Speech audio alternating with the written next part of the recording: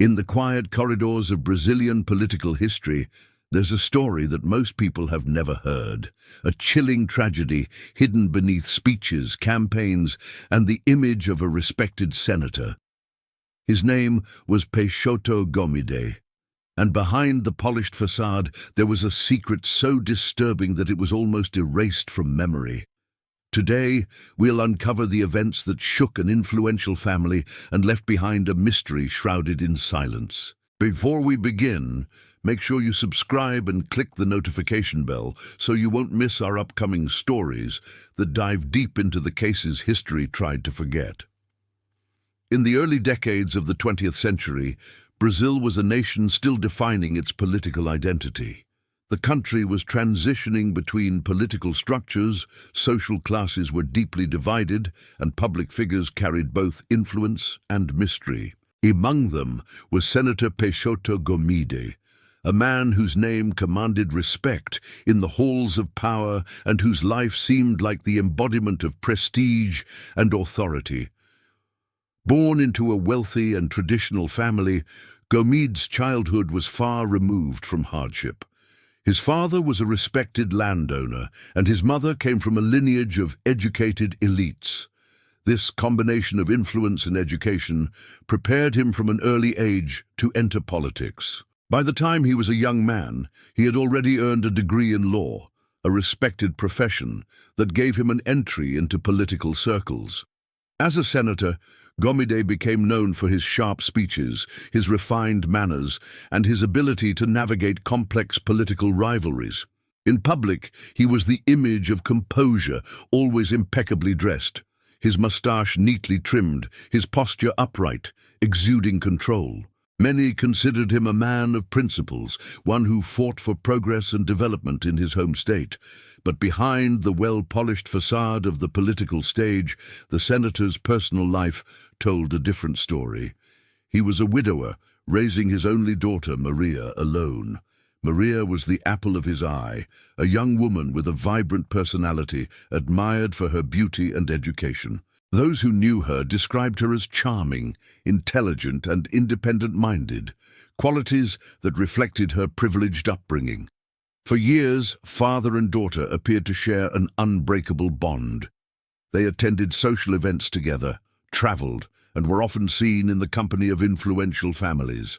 To the outside world, they were the perfect example of a strong, loving family navigating the upper echelons of Brazilian society. But beneath this carefully curated image, tensions were brewing. Friends noticed that the senator was becoming more controlling over Maria's life as she entered adulthood. He was particularly protective, some would even say possessive, about who she met, where she went, and the decisions she made about her future.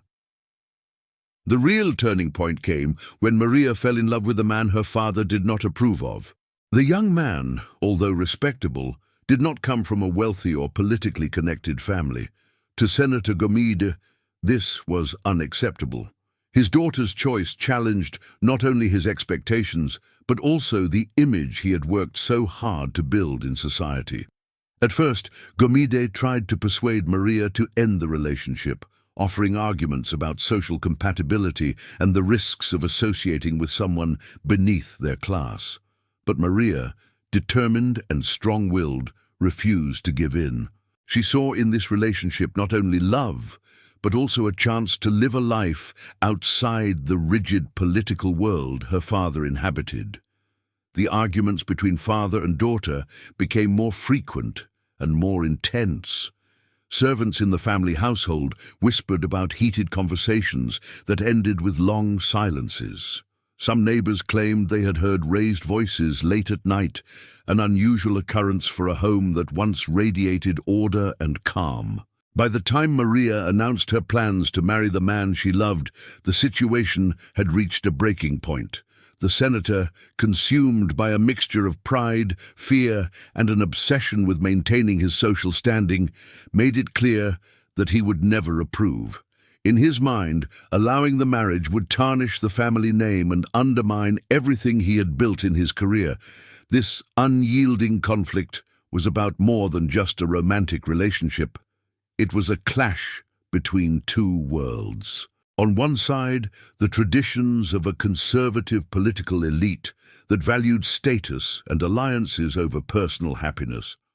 On the other, the dreams of a young woman who wanted to choose her own destiny.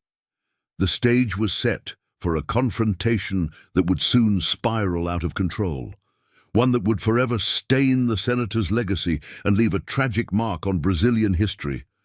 The weeks following Maria's announcement were filled with an air of unease. In the Gomide household, conversations became shorter, and mealtimes were marked by long silences. The senator, once a man of calculated charm, now seemed distracted and irritable, often locking himself in his study for hours. Maria, in turn, avoided confrontation, spending more time with friends and confidants outside the home. Rumors began to circulate among political allies and members of high society. Some whispered that the senator's composure was cracking, that the weight of a personal scandal could be the undoing of his carefully built career. The image of the respectable statesman was already under quiet scrutiny, though no one dared to speak of it openly in public. Then came the night that would turn the whispers into a story too dark to ignore. It was a humid evening in Rio de Janeiro, with a storm gathering in the distance. The Gomide residence stood quiet, its tall windows glowing dimly under the flickering light of oil lamps. Inside, Maria was in her room, writing a letter. Some believe it was addressed to her fiancé, others to a close friend. The contents would never be known for certain. The senator, pacing in his study, seemed to be wrestling with something deep within himself. Witnesses later recalled seeing him that day in an unusually agitated state. One servant claimed that he had poured himself more drinks than usual, something rare for a man known for his discipline.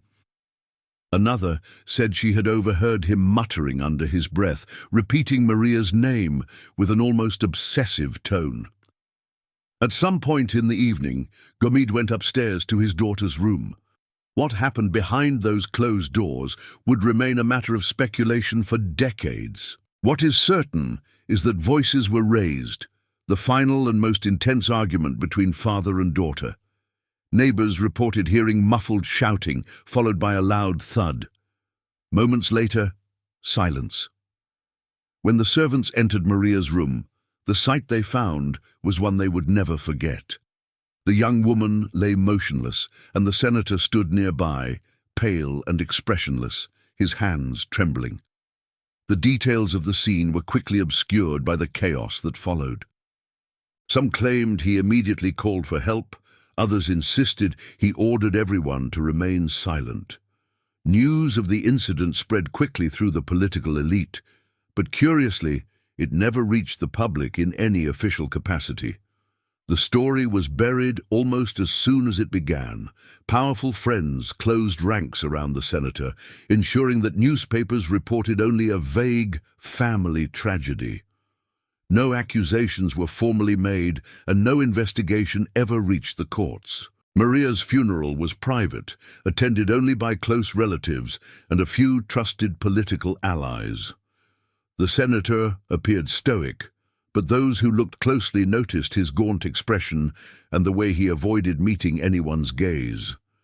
He gave no public statement, choosing instead to disappear from social events for several months.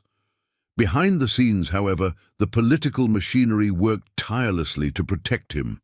In an era where reputation meant everything and where powerful men often operated above the reach of the law, it was possible to rewrite history almost overnight. But even the most carefully constructed silences have cracks. Servants who had been present that night eventually left the household, some taking their stories with them. Over time, fragments of what happened began to emerge, passed quietly from one person to another, growing into a shadowy legend that haunted the senator's name. What made the story even more unsettling was that despite the tragedy, Gomide returned to public life. Months after Maria's death, he resumed his duties in the Senate, delivering speeches as if nothing had happened. For the public eye, he was still the same polished statesman, For those who knew the truth, or thought they did, every word he spoke carried the weight of what had been hidden. The senator's ability to walk back into the political arena after such an event became a testament not only to his influence, but to the culture of silence that surrounded the powerful at the time. No journalist dared to publish the truth. No official dared to confront him. And so, the story of what happened in that quiet room became a secret that lived only in whispers. But secrets, no matter how deeply buried, have a way of resurfacing. And years later, long after Peixoto Gomide had left the political stage, new voices would emerge. People determined to tell the story that was never meant to be heard. In the aftermath of Maria's death, Senator Peixoto Gomide's world could have collapsed. In most cases, the scandal alone, even without a legal trial, would have been enough to ruin a man's career. But in early 20th century Brazil, politics was as much about influence and alliances as it was about law. The morning after the tragedy, a carefully orchestrated series of phone calls and discreet meetings began. Gomide's closest allies in the Senate, along with influential businessmen and members of the press, were summoned to his residence under strict confidentiality. What was said in that room would never be recorded, but its effects were undeniable. Within days, the story had been reshaped into something far less damning. The official version, printed in the few newspapers that dared to mention the incident, was that Maria had fallen victim to a sudden and tragic illness. Some articles suggested she had suffered a fainting spell and never recovered. Others avoided specifics entirely, simply offering condolences to the senator and his family. Behind the scenes, however, there was nothing natural about the silence. Editors were pressured to remove details, reporters were told to move on to other stories, and political rivals who might have used the scandal to their advantage found themselves strangely unwilling to speak. Whether out of fear, respect, or mutual complicity, the country's political class closed ranks. For Gomide, the strategy was simple: disappear from the public eye just long enough for people's attention to drift elsewhere. He retreated to his countryside estate, where he stayed for nearly 4 months. During that time, visitors were rare and always carefully selected. Trusted friends, old political allies, and influential figures who shared his interest in keeping the matter buried. Yet even in seclusion, whispers continued. Servants who had worked in the house the night of Maria's death began quietly leaving the senator's service, often without explanation. Some moved to other cities, others took on work in distant households. Each departure seemed to add another shadow to the story, as if those closest to the truth were being systematically scattered. When Gomide finally returned to Rio de Janeiro, he did so with calculated precision. His reappearance came during an important Senate session discussing a major infrastructure bill. His presence was framed as a gesture of dedication to the nation, a reminder that his political work was above personal hardship. The newspapers praised his resilience and sense of duty, reinforcing the image of a man devoted to public service. It worked. At least on the surface. The general public, with limited access to reliable information, accepted the official narrative. In the absence of concrete evidence or official investigation, speculation was just that, speculation. And in a time when the press was both politically aligned and heavily censored in certain matters, rumors rarely reached the level of provable fact.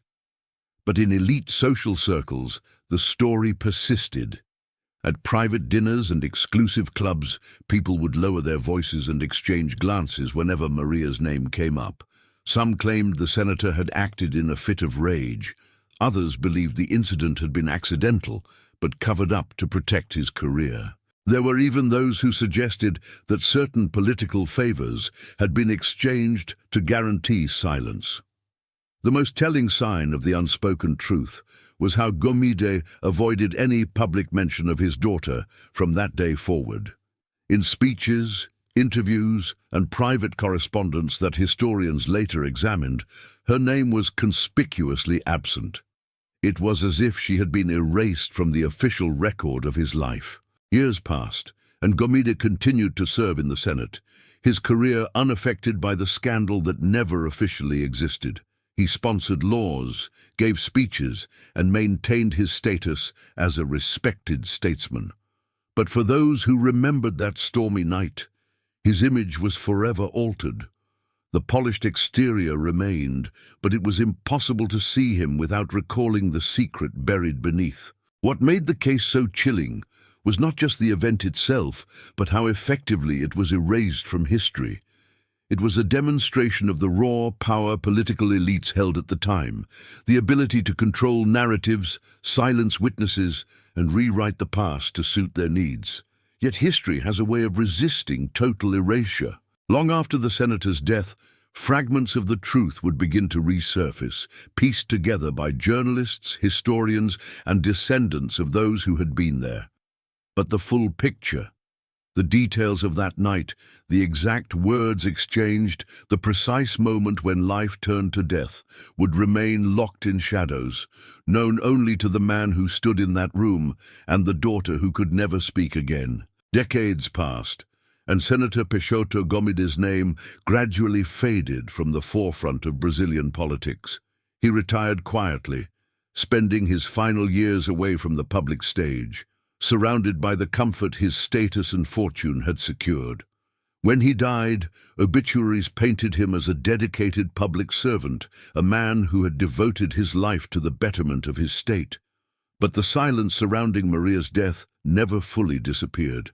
Instead, it lingered like a faint echo, passed down in whispers from one generation to another. For years, the story existed only as a rumor, one of those tales that people in certain circles just knew, even if no one could prove it. The first real crack in the wall of secrecy came from an unexpected source, a memoir written by a retired journalist named Álvaro Mendes. Mendes had worked for a major newspaper during Gomide's career and claimed to have been assigned to cover a delicate personal matter at the senator's home on the night of Maria's death. In his book, he wrote that he arrived too late to witness the incident itself, but spoke to two servants who were visibly shaken. According to Mendes, one of them told him in hushed tones, "It wasn't an accident." The memoir, published in the 1970s, caused a minor stir among historians, but failed to make a significant impact on the public. At the time, Brazil was facing political turbulence of its own, and the decades-old scandal of a long-dead senator was hardly a priority. Still, the book caught the attention of a few researchers who began to quietly dig deeper. One of those researchers, a young historian named Helena Duarte, took a particular interest in the case. She began tracking down descendants of people who had worked for the Gomide family, interviewing them in hopes of piecing together a clearer picture of that night. Many refused to speak on record, citing family loyalties or fear of damaging reputations that still mattered in their communities. But a few, speaking anonymously, confirmed key elements of the rumor: the argument between father and daughter, the sound of a sudden impact, and the hurried efforts to keep the servants quiet. Helena also uncovered an intriguing piece of evidence, an old letter preserved by the family of Maria's fiancé, dated just 2 days before her death. In it, Maria wrote of feeling trapped and watched, and hinted that her father's disapproval of the relationship was reaching a dangerous point. While the letter stopped short of predicting violence, its tone was one of desperation, a glimpse into her state of mind as tensions escalated. As Helena's research progressed, she faced increasing resistance. Archives that should have contained newspapers from the period had missing issues. Official Senate records from those months showed signs of being altered, with certain sessions and debates mysteriously absent. It was as if someone had meticulously combed through history, removing every trace that could link the senator to the tragedy. In the 1990s, a documentary filmmaker named Ricardo Paiva attempted to bring the story to the screen. His project was ambitious, a full-length feature blending historical reenactments with interviews from historians, descendants, and archival footage. But midway through production, funding was suddenly pulled. Haver later claimed that certain influential families had pressured sponsors to abandon the project, warning that reopening the case would serve no purpose but to tarnish the memory of a respected man. Still, small pieces of the truth continued to slip through the cracks. In a taped interview recorded shortly before her death, one of the last living servants from the Gomide household revealed that after Maria's passing, the senator had personally instructed everyone in the house to forget what they had seen and to speak of her only as if she had been taken by illness. The former servant's voice trembled as she recalled the fear that hung over the household in the days that followed.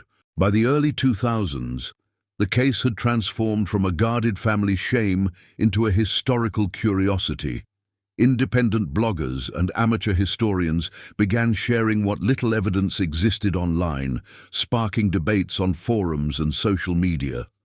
Some accused these storytellers of disrespecting the dead. Others argued that uncovering the truth was a matter of historical integrity. What made the whispers so persistent even a century later was the sense that justice had never been served, not in the legal sense, nor in the moral one. The death of Maria Peixoto Gomide had been reduced to a footnote, her life overshadowed by her father's influence. And while the senator's accomplishments remained in the official record, the darker side of his legacy survived only in the memories of those determined to keep telling the story. But as more voices came forward and more fragments were pieced together, the possibility emerged that the full truth might finally be told, and with it, the unsettling question. If the past could be rewritten so easily once, how many other stories had been buried in the same way? By the early 2010s, the story of Senator Peixoto Gomide had resurfaced in a way that was no longer confined to dusty archives or whispered family gossip. With the rise of digital journalism and independent investigative channels, the possibility of revisiting Maria's death took on new life. It began with a series of articles published on a popular history blog, run by a young investigative writer named Lucas Ferreira. Lucas had been researching political scandals of the early 20th century when he stumbled upon Helena Duarte's academic papers on the Gomide case. Intrigued by the absence of clear records and the abundance of contradictory details, he decided to dig deeper. Lucas's approach was different from past researchers. He was not affiliated with universities or traditional media, so he had more freedom and fewer political pressures. He reached out to families whose names had appeared in the periphery of the case, offering anonymity in exchange for testimony. Surprisingly, a few agreed to talk. One of the most striking interviews came from the grandson of a man who had been part of the senator's political staff. According to him, his grandfather often spoke in private of the night the senator lost control. The grandson recalled a specific phrase his grandfather had repeated over the years. It was over in seconds, and then they spent decades making it disappear. Lucas also uncovered an internal Senate memo from the time, found in a box of unsorted government documents. The memo, addressed to a group of influential senators, stated plainly, "We must ensure that the press refrains from publishing any further details about the Gomide incident. The stability of our institution depends on it." While it stopped short of describing the event itself, the language made it clear that there had been an orchestrated effort to suppress the story. As Lucas published his findings in a serialized format, the case began to gain traction online. Readers were drawn not only to the mystery of Maria's death, but also to the broader implications. If this had been covered up so effectively, what did it say about the justice system and political power in Brazil at the time? Soon, calls to reopen the case began to circulate on social media. Some activists argued that, while the statute of limitations for any legal action had long passed, an official recognition of what happened was still important. Others felt that dragging a century-old tragedy into the light would only cause unnecessary harm to the descendants of those involved. This clash of perspectives became especially intense when a member of the Gomide family, a great-grandniece of the senator, publicly criticized Lucas's work. In an interview, she claimed that the accusations were based on speculation and hearsay, and that the family had no interest in reviving false narratives. Lucas responded by pointing to the documented gaps in historical records, challenging anyone to explain why so many archives from the period were incomplete or missing. Amid the controversy, a group of historians petitioned Brazil's National Archives to declassify any remaining government documents related to the senator. This request sparked a legal battle, as some of the papers were still classified under restrictions for protection of historical figures' reputations. The irony was not lost on the public. Even after a century, the machinery of silence was still in motion. Meanwhile, Lucas received both support and threats. Anonymous messages warned him to let the dead rest and to stop digging into matters that do not concern you. Some emails were more personal, referencing his family members by name, a chilling reminder that even historical investigations could provoke powerful opposition. But the push for answers continued. Helena Duarte, now an established historian, joined forces with Lucas, bringing her decades of research into the public eye for the first time. Together, they organized a symposium on historical memory and political silence, using the Gomide case as a central example. The event drew a large audience, including journalists, students, and even a few politicians willing to admit, off the record, that such cover-ups had been far from rare in Brazil's past. By the end of the symposium, there was a renewed momentum to uncover the truth. Documentaries, podcasts, and investigative articles began to multiply. The story was no longer just about a senator and his daughter. It had become a symbol of the broader question: how much of what we accept as history is actually true? The fight to reopen the case officially was still far from over, but for the first time in a century, the narrative was no longer controlled solely by those in power. Ordinary citizens had access to the fragments, the contradictions, and the silences, and they were beginning to demand answers. It was this groundswell of interest that would lead to the most startling revelation yet, one that came not from dusty archives, but from an unexpected voice within the Gomide family itself. It happened quietly, almost by accident. Lucas Ferreira had been following leads for months, piecing together scraps of information, when he received an email from an unlisted address. The message was brief, unsigned, and contained only one sentence: "I know what happened to Maria." At first, he suspected a hoax. Over the years, countless self-proclaimed insiders had reached out with vague promises of revelations, only to deliver half-truths or recycled rumors. But this one felt different. The sender had attached a scan of an old photograph: Maria and her father, Senator Peixoto Gomide, standing together on the steps of their home. On the back, in faded ink, was a handwritten date: 2 days before her death. Intrigued, Lucas replied immediately, asking for a meeting. After a few cautious exchanges, the sender agreed to speak, on the condition that her identity remain protected until she gave permission otherwise. They met in a quiet cafe far from the center of the city. The woman who walked in was in her late 70s, impeccably dressed, but carrying an air of deep caution. She introduced herself only as Elisa. It was during their conversation that Lucas realized who she truly was. A great niece of the senator, descended from his younger brother.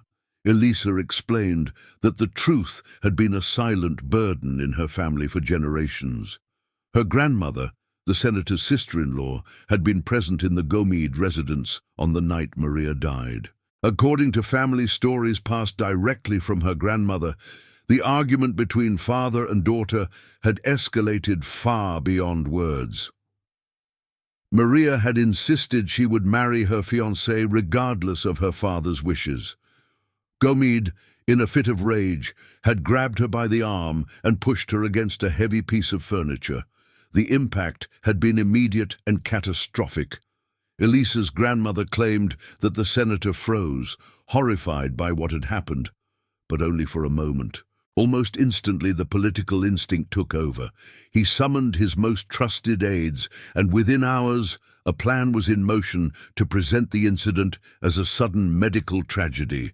Servants were warned, documents were altered, and Maria's fiancé was pressured to leave the city. His family compensated for their silence. When Lucas asked why Elisa had decided to come forward after so many decades, her answer was simple: because history belongs to everyone, not just to those who can rewrite it. She had no illusions about legal justice.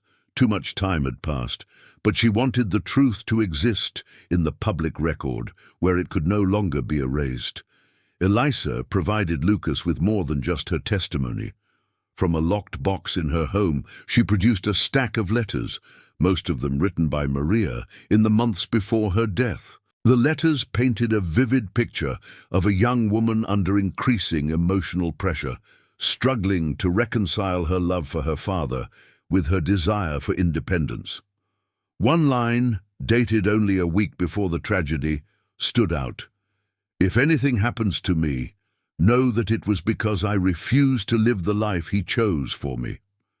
The authenticity of the letters was verified by handwriting experts, and their publication caused an immediate stir. Newspapers and online outlets picked up the story, reigniting debates about the case and placing renewed pressure on the National Archives to release the remaining sealed documents. For the Gomide family, the revelation was devastating. Some members accused Elisa of betraying her heritage. Others quietly thanked her for unburdening them from a secret they had never agreed to keep. Within weeks, the family name was back in headlines, no longer tied to the senator's political accomplishments, but to the century-old tragedy that had been hidden behind them. Public reaction was intense.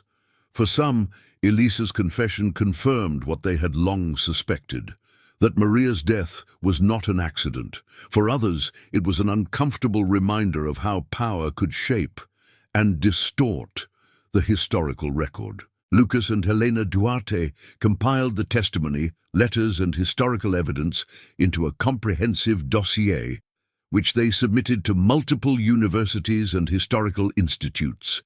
They also released the findings online, free to the public, ensuring that the story could no longer be quietly buried. By the time the final pieces of the story were published, one fact was undeniable. The official version of Maria's death had been a fabrication. And while the man responsible had long been beyond the reach of earthly justice, the truth had finally emerged from the shadows. In the end, the case of Senator Peixoto Gomide and his daughter Maria became more than just a family tragedy. It became a cautionary tale about the fragility of truth in the face of power. It stood as a reminder that history is not a fixed record, but a contested space where silence can be as powerful as words, and where the truth, no matter how deeply buried, still waits to be heard. The story of Senator Peixoto Gomide and his daughter Maria is a haunting reminder that even the most polished public figures can hide the darkest of secrets. For over a century, the truth lived in whispers, protected by power, fear, and the careful manipulation of history. Today, we know more than ever about that night, not because the system worked, but because people refused to let the silence win. Researchers, journalists, and even members of the senator's own family took risks to ensure that Maria's voice could finally be heard. Cases like this challenge us to think about how many other truths remain hidden, and how much of our history has been shaped not by facts, but by the will of those with influence. It's a story about power, silence, and the courage to speak out, even when the world seems determined to look away. If you found this investigation important, don't forget to like this video and subscribe to our channel. We bring you stories that history tried to erase, stories that deserve to be told, no matter how much time has passed. Hit the notification bell so you never miss our next deep dive into the shadows of the past.